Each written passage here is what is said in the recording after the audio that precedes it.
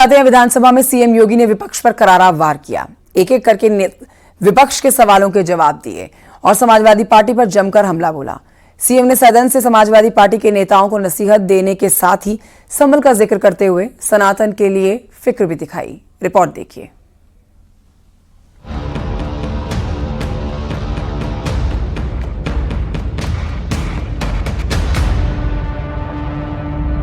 सामान्य बजट पर चर्चा में भाग लेते हुए मुख्यमंत्री योगी आदित्यनाथ ने मंगलवार को विधानसभा में शुरुआत से ही समाजवादी पार्टी पर करारा हमला किया। उन्होंने साफ कहा कि समाजवादी पार्टी डॉक्टर राम मनोहर लोहिया का नाम तो लेती है, लेकिन वो उनके मूल्यों और आदर्शों से दूर जा चुकी है। उपचुनाव का जिक्र करते हुए सीएम योगी ने शिवपाल यादव का नाम लेते हुए समाजवादियों की चुटकी ली। उपचुनाव की भी आपने चर्चा की, लेकिन आपके यहां तो चुनाव के एक्सपर्ट शिवपाल जी हैं।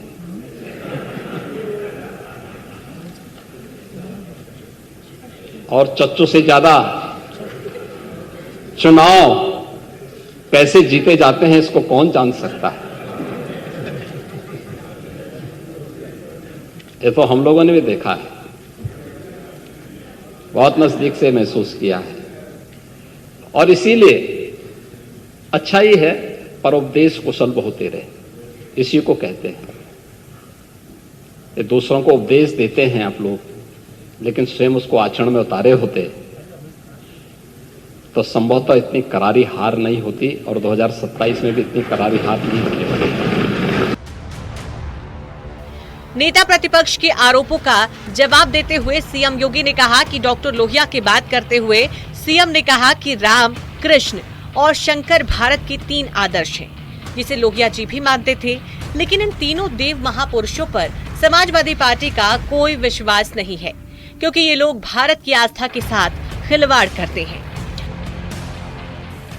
और आदर्श के रूप में उन्होंने भारत के लिए कहा था कि राम, कृष्ण और शंकर, ये जब तक भारत के 3 आदर्श हैं तब तक भारत का कोई बालबांका नहीं कर सकता है। भारत की एकात्मता के आधार इन 3 देव महापुरुषों को जब तक भारत की जनता आदर्श के रूप में मानेगी तब तक भारत भारत बना रहेगा। और इन तीनों देव महापुरुषों पर समाजवादी पार्टी का कोई विश्वास नहीं है, क्योंकि आप लोग भारत की आस्था के साथ खिलवाड़ करते हैं। सांप्रदायिक आरोपों का जवाब देते हुए सीएम योगी ने साफ कर दिया है कि हम सबका साथ, सबके विकास की बात करते हैं।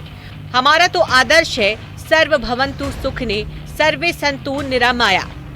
हमने यही कहा है कि जो हमारा है वो हमें मिल जाना चाहिए। जब 26 फरवरी को संभल में 56 वर्षों के बाद शिव मंदिर में जलाभिषेक का कार्यक्रम भी हो रहा था,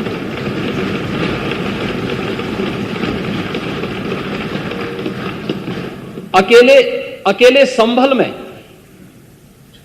67 तीर्थ थे और 19 उप भी थे, जिनको एक शरारत के तहत एक निश्चित समय के अंदर समाप्त कर दिया गया। और जिनमें से 68 तीर्थों में से 54 तीर्थों को ढूंढना ये तो हमारी विरासत का हिस्सा है और हमने तो वही किया है। हमने तो वही कहा है कि जो हमारा है वो हमें मिल जाना चाहिए। विधानसभा में महाकुंभ को सीएम योगी ने भारत के विकास और विरासत की छाप बताई। जहां जाति धर्म क्षेत्र में कोई भेदभाव नहीं दिखा, 3,360 करोड़ रुपए का कारोबार हुआ। महाकुंभ की पूरी दुनिया में गूंज रही। Bureau report, news 18। बीएसपी प्रमुख मायावती ने केंद्र और राज्य सरकारों पर मुसलमानों के साथ सौतेला व्यवहार किए जाने का आरोप लगाया। मायावती के इस बयान पर बीजेपी हमलावर है। बीजेपी ने 2 टूक शब्दों में साफ कर दिया है कि केंद्र की मोदी सरकार और राज्य की योगी सरकार किसी के साथ भी भेदभाव नहीं करती है। रिपोर्ट देखिए। तुम संघर्ष करो।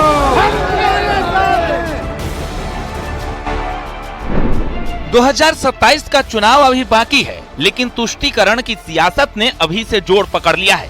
हर कोई मुसलमानों का हितैषी बनने की होड़ लगा रहा है। यूपी में राजनीतिक जनाधार खो चुकी बीएसपी भी इसी दौड़ में एक बार फिर से जुट गई है। बीएसपी चीफ मायावती ने केंद्र और राज्य सरकार पर निशाना साधा। उन्होंने दोनों ही सरकारों पर मुस्लिमों के साथ सौतेला व्यवहार करने का इल्जाम लगाया। उन्होंने कहा कि मुस्लिमों के साथ धार्मिक मामलों में सौतेला व्यवहार न्याय संगत नहीं है।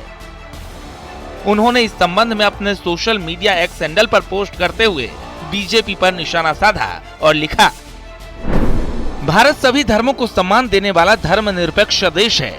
ऐसे में केंद्र और राज्य सरकारों को बिना पक्षपात के सभी धर्मों को मानने वालों के साथ एक जैसा बर्ताव करना चाहिए, लेकिन अब मुसलमानों के साथ धार्मिक मामलों में भी सौतेला रवैया अपनाया जा रहा है। ये न्याय संगत नहीं है। मायावती के बयान पर सियासी हंगामा मच गया, जहां बीजेपी मायावती को लेकर एक सुर में हमलावर हो गई और दो टूक शब्दों में कहा कि केंद्र की मोदी सरकार और राज्य की योगी सरकार किसी के साथ भेदभाव नहीं करती। मायावती खुद एक वर्ग और धर्म की राजनीति करती आई हैं। कहा है कि जिस तरह से रमजान में लाउड स्पीकर उतारे जा रहे हैं, ये मुस्लिमों के साथ भेदभाव है। जो विधि अनुसार होगा, जो गैर कानूनी होगा, बिना अनुमति के लगा होगा, वो तो उतारा भी गया था, आगे भी उतारा जाएगा। कोई लगाएगा तो उसके खिलाफ कार्रवाई भी होगी। एक योजना का नाम केंद्र सरकार और प्रदेश सरकार की एक योजना का नाम बता दीजिए कि जिसमें एक लाइन लिखा हो कि ये मुसलमानों को इस योजना का लाभ न दिया जाए। पहली बात। दूसरी बात कि ट्विटर पर जाके देख लें, रमजान के मुबारकबाद सूबे के मुख्यमंत्री योगी आदित्यनाथ जी ने और देश के प्रधानमंत्री माननीय नरेंद्र मोदी जी ने भी दिया है। हर त्योहार पर देते हैं, अलग अलग धर्मों को, अलग अलग मजहब को। उसी तरह सबका सम्मान, सबका विकास ये सरकार एनडीए की है। ये उनकी राय है तो उस राय को वो स्पष्ट करें, वो कहें, मांग करें।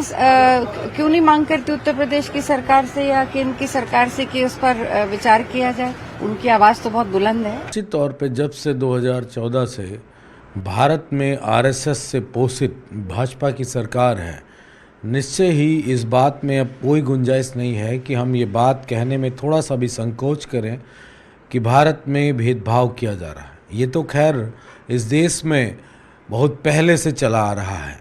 कभी पिछड़ों दलितों के साथ भेदभाव रहा, कभी छुआछूत का भेदभाव रहा, लेकिन आज़ादी के बाद और ख़ासकर जब बीजेपी की सत्ता आती है तो एक धर्म के खिलाफ भेदभाव किया जाता है। दरअसल 2007 में उत्तर प्रदेश में अपने दम पर पूर्ण बहुमत की सरकार बनाने वाली बीएसपी राज्य में सिर्फ एक विधायक तक सिमट कर रह गई है। लोकसभा में पार्टी का स्कोर कार्ड 0 पर था। सियासी जानकारों की माने तो सारी कवायद 2027 के चुनाव को लेकर है। Bureau report, news 18। उधर महाकुंभ में एक नाविक परिवार कमाई को लेकर चर्चा में है। इस परिवार ने मेले के दौरान यानी कि पूरे 45 दिनों में 30 करोड़ रुपए की कमाई सिर्फ नाव चलाकर ही कर डाली है, जिसकी चर्चा सीएम योगी ने सदन में की है।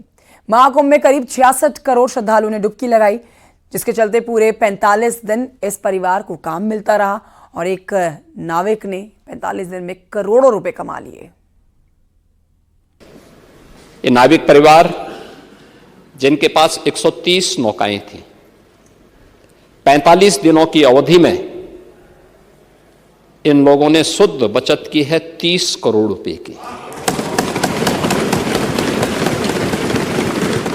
यानी एक नाव ने 45 दिनों में 23 लाख रुपए की बचत की है, कमाई की है।